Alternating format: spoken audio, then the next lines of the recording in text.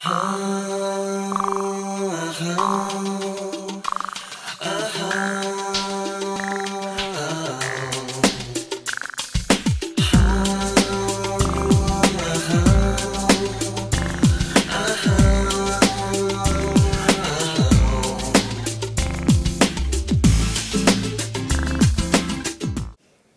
pour 100% nautique, nous sommes dans le département du motonautisme avec Méry de la Poise, directeur produit Jeannot Moteur.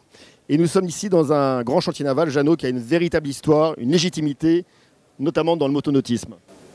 Depuis plus de 40 ans maintenant.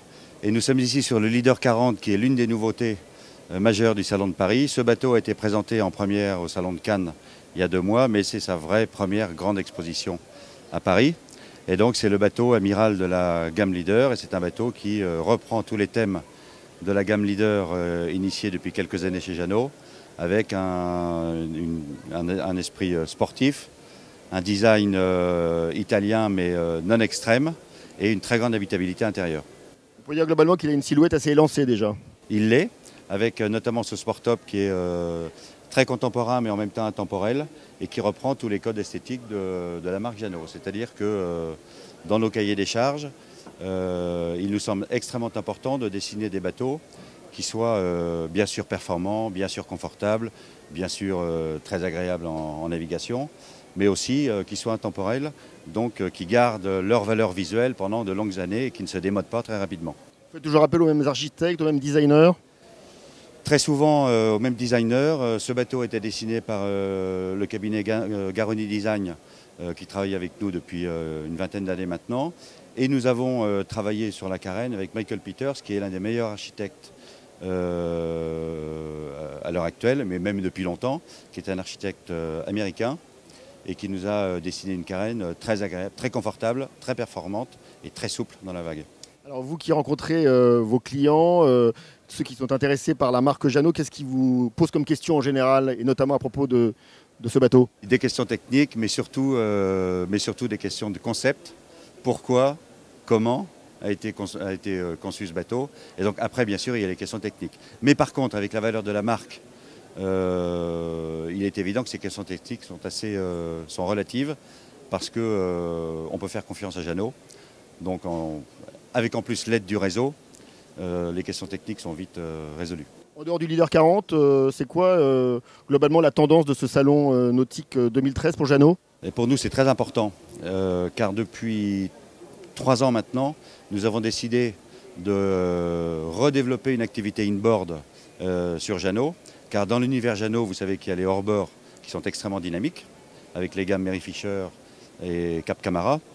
Et en inboard, nous avons décidé de relancer très fortement le Flying Bridge avec les nouveaux Velasco, de relancer une nouvelle gamme NC, avec notamment le NC14 qui est ici, et donc de lancer une nouvelle gamme Leader avec le Leader 40 ici. Donc nous avons aujourd'hui à Paris 3 bateaux inboard Jeannot de plus de 40 pieds. Globalement, la tendance dans ce contexte un peu compliqué économiquement, c'est des bateaux plus économes, qui respectent mieux l'environnement? Plus économe, oui. L'environnement, oui.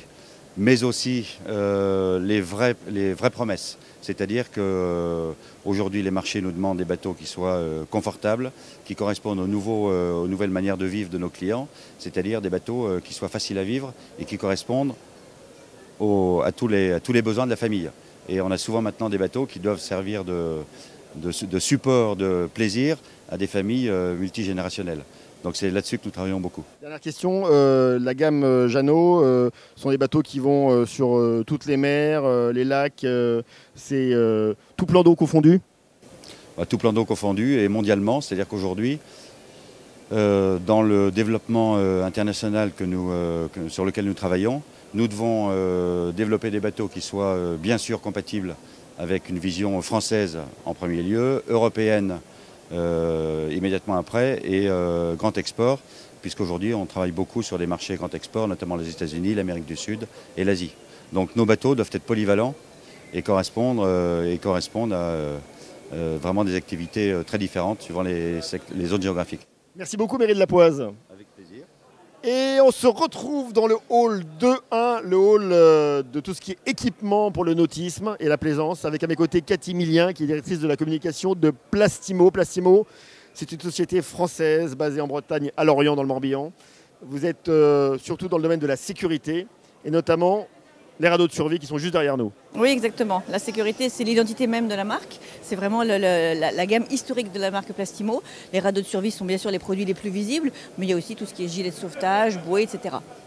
Donc les radeaux de survie, par exemple, on a une histoire assez récente en Tasmanie, où quelqu'un a réussi à endurer les pires difficultés grâce à vous. Oui, entre autres, pas que nous, mais entre autres grâce à nous. En tous les cas, il a pu attendre les secours en toute sécurité, si on peut dire, parce que c'était quand même des conditions très très particulières. C'était Alain Delors, un breton d'Arzon, du Croissy d'Arzon, je crois, qui a fait naufrage au large de la Tasmanie par des conditions vraiment des conditions de vent et de mer énormes. Et il a survécu 56 heures dans sa radeau de survie. Et le radeau s'est retourné 5 fois, donc vraiment, il fallait quelque chose de costaud pour qu'il puisse attendre les secours australiens qui sont venus le sauver. Alors, expliquons à ceux qui ne connaissent pas forcément le nautisme, un radeau de survie, c'est obligatoire sur un voilier, sur un bateau moteur. Comment ça marche, radeau de survie? C'est obligatoire en France pour toute navigation au large de 6 000, au-delà de 6 000. En deçà de 6 000, ça n'est pas obligatoire. C'est recommandé, mais ça n'est pas obligatoire. Et donc le radeau de survie, qu'est-ce qu'il a comme caractéristique? Il y a deux versions, il y a une version côtière et une version hauturière. Les nôtres en particulier ont comme caractéristique d'avoir une double chambre, donc plus sécuritaire encore que les autres évidemment. Bon, surtout, je vous dirais, ils sont faits en France, ce qui n'est pas le cas de tous les radeaux du marché. Le nôtre est fait en France, conçu et fabriqué à Lorient. Vous avez une tête de percussion assistée qui fait que vraiment le radeau se déclenche très très facilement. Ça, c'est quand même un des éléments clés. Et puis après, vous avez le confort, même succinct, mais enfin un minimum de confort quand même pour vraiment attendre les secours à bord. Dans un radeau de survie, il y a toujours de quoi manger pour survivre? Il y a deux versions. Vous pouvez avoir une version sans vivre, si vous naviguez vraiment proche des côtes et que vous avez un grab bag. Sinon, en version hauturière, oui, vous avez des vivres et de l'eau qui d'ailleurs seront également conditionnés dans notre usine de Lorient. Alors, dans la gamme Plastimo qui est assez large, il y a forcément les compas qui restent emblématiques. Les compas, c'est emblématique, c'est ce qui a fait notre réputation à l'international, je dirais. Et puis là, ces temps-ci, vraiment, le mois dernier, on a fêté notre 3 millionième compas fabriqué à Lorient. Donc un petit événement en interne, oui, c'est vrai. Et les compas, on le retrouve sur tous les bateaux, y compris les bateaux vraiment, les bateaux les Formule 1 des mers, les bateaux de course, on les a vraiment partout. Donc les compas Plastimo, c'est à la fois voile, moteur, tout type de bateau, et vous êtes vendu dans les pays tout continent? Le compas, dans le monde entier, je crois qu'on répertorie 104 pays. Donc c'est vraiment dans le monde entier, y compris des utilisateurs très très emblématiques et dont nous sommes très fiers, comme par exemple sur ETNZ, donc le bateau néo-zélandais dans la Coupe de l'Amérique, qui avait le compas de relèvement Plastimo, à côté d'une électronique ultra sophistiquée. Ils ont toujours leur compas Plastimo. Donc ça, on en est très fiers. Et on termine avec les gilets de sauvetage, ça reste aussi quelque chose de basique mais d'essentiel. Essentiel, puis le gilet, à la différence du radeau, le gilet c'est la prévention. C'est ne pas tomber à l'eau si possible, ne pas se retrouver en situation catastrophique. Et quand vraiment on est dans cette situation-là, le radeau prend le relais. Mais le gilet, vraiment, c'est le produit que tout le monde doit avoir, bien sûr, obligatoire, lui. Merci beaucoup, Cathy Millien. Retour avec l'Ab de fin de 100% nautique. Nous sommes dans l'espace VIP du Nautique de Paris 2013 avec à mes côtés Maud Bernos. Maud Bernos est photographe et elle est en train d'exposer des images de marins qui ont participé au dernier Vendée Globe, le Vendée Globe dernière édition. Et donc des images très originales. Donc Maud Bernos, merci d'être avec nous. Alors déjà, comment est venue un jour l'idée de s'intéresser à ces marins du Vendée Globe?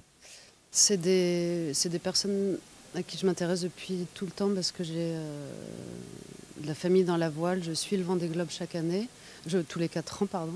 Donc je m'intéresse à eux. Et l'idée de ce projet a démarré au départ du dernier Vendée Globe, juste après le clap de départ. Donc là, vous vous êtes dit, à l'arrivée, il faudra que je les retrouve un par un. Je me suis dit, au moment où ils sont partis, qu'il fallait prendre des photos de chacun d'entre eux à l'arrivée, très serré, noir et blanc, et qui expriment exactement tout ce qu'ils traversent au niveau temporel, au niveau physique, au niveau psychologique.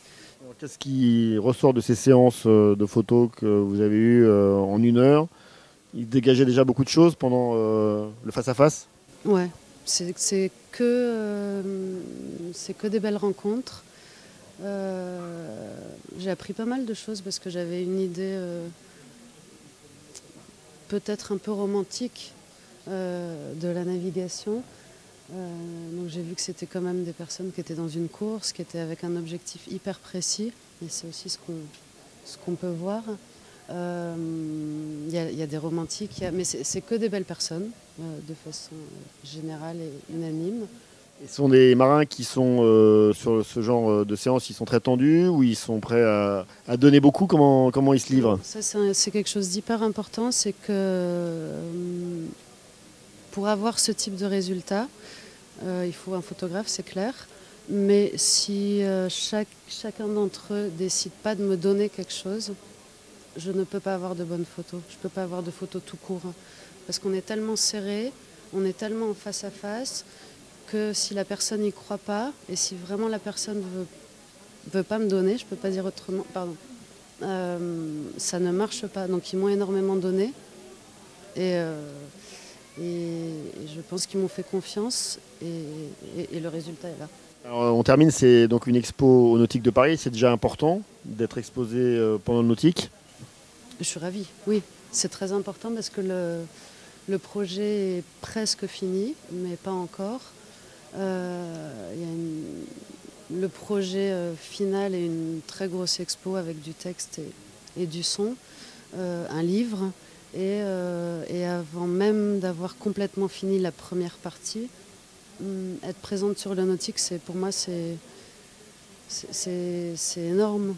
Et c'est énorme, c'est aussi une façon de pouvoir dire à chacun d'entre eux, venez, merci beaucoup d'avoir accepté, merci beaucoup de m'avoir fait confiance, merci beaucoup de m'avoir donné votre temps.